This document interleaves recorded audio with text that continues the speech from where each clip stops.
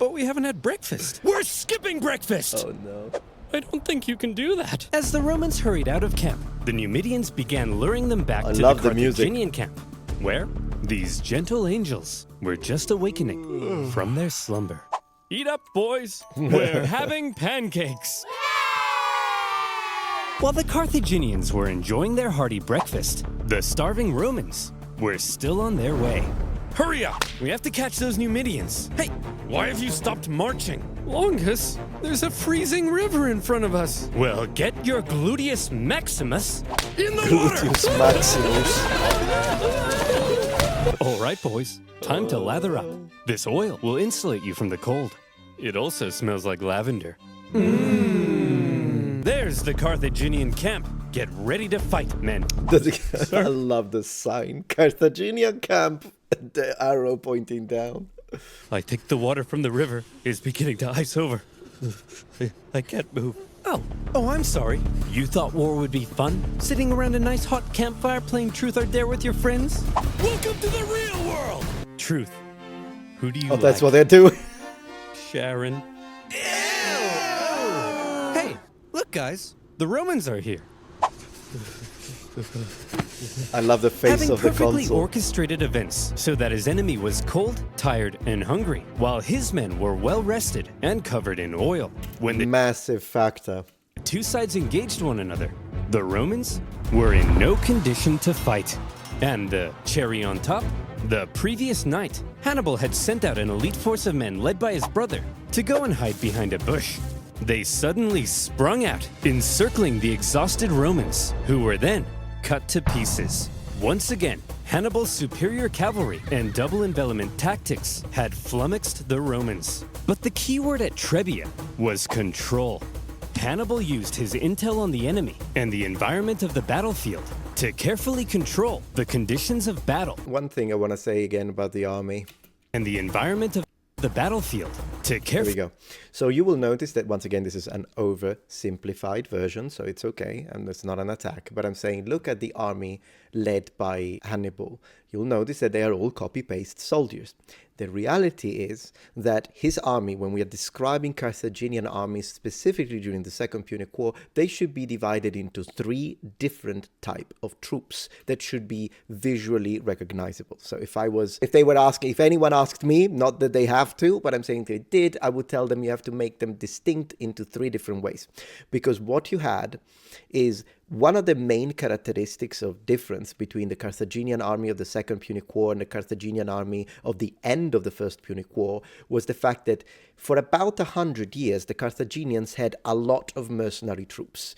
They also had, which is generally speaking a result of the devastating defeat that they had suffered at the Battle of Crimisus. So for about 100 years, as I was saying, between 341 BC and 241 BC, they start to rely heavily on mercenaries, because during that battle, at that time, they did have a fully citizen troop, but they were all butchered and cut to pieces. Many of them would have been nobles as well. So upper class, it was devastating for the Carthaginians. And this we know thanks to Plutarch, who tells us about the battle. However, towards the end of the First Punic War, we have a progressive return to a properly Carthaginian army. So by this time, also thanks to some of the reforms advanced by Hamilcar, so Hannibal's Barca's father, the army would have been split into three different categories. You had Carthaginian soldiers, which were one of the main cores of the army. These are either citizens or half citizens, but they are actual heavy infantry, differently from how it had been before, where the only citizen troops would have been used either in the navy or as officers. Then you would have the second type of troop, which is the conscripts coming from mostly Libyan and Libo-Phoenician colonies, towns that had been subjugated by Carthage. They were under Carthage control, but they were not citizen troops. Last but not least, some would have still been mercenaries at the time. Fully control the conditions of battle, creating lots of little advantages for himself that paved the way to success. And concealing troops for an ambush? All of these things are what make Hannibal the genius he's remembered as today. As for Longus, he managed to escape the battlefield with a small number of troops. Disgraced, he didn't want the Senate to find out what had happened, and he began obscuring communications back to Rome. Longus, where have you been? We've been looking for you. Nowhere in particular. Longest 30,000 men are missing. Do you know where they are? They're taking a bath. 30,000 men? All in a bath? Yes. Longest, what's under that rug? Oh no. Aurora Borealis? Aurora Borealis? Oh, well, that's my consul ship over. Good luck with Hannibal. Bye. Trebia had been a disaster for the Romans. And as even more Celts began flocking to Hannibal, Rome largely lost its control over Cisalpine Gaul. In Rome, complacency turned to alarm. Hannibal had outwitted them on their own soil and inflicted a costly defeat. But with that, Scipio and Longus' terms as consul were over. They were replaced with two new consuls, Servilius and Flaminius. Ooh, Flaminius is gonna be bad news for Rome. He looks awesome though. That face. The Romans may now have begun to realize the trouble they were in and the genius Hannibal had shown in invading Italy. The Romans had expected to be the ones controlling this war. Remember, they thought they were going to invade Carthage. Now their plans lay in ruins, and they were levying 11 new legions to deal with the threat. Hannibal had completely redefined the war. But Hannibal had a little problem of his own. Things had gone well so far, but the Celts were notoriously fickle, and Hannibal needed to ensure he maintained their alliance. The Celts continental Celts at this time should not have the blue tattoos. This would have been something that was belonging to the ancestral Celtic culture. I'm talking 5th, 6th century BC, really old school.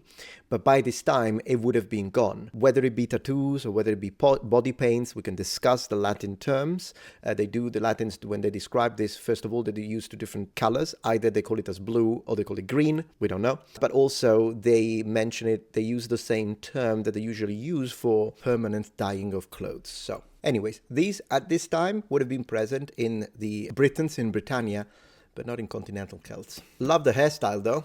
And the moustache. To ensure he maintained their alliance and his base of support in Italy. Yeah. Any Celts he captured fighting for Rome, he treated extremely well and allowed them to return to their homes. But the longer he hung around in their territory, eating all their food and leaving beard trimmings in their sinks, the more resentful they may become. Unforgivable. They wanted to go south and plunder some Roman booty. And Hannibal also hoped to sway Rome's other Italian allies in the south to his side. So from here, the path was clear.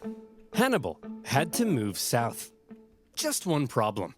There were two main routes Hannibal could take to move south.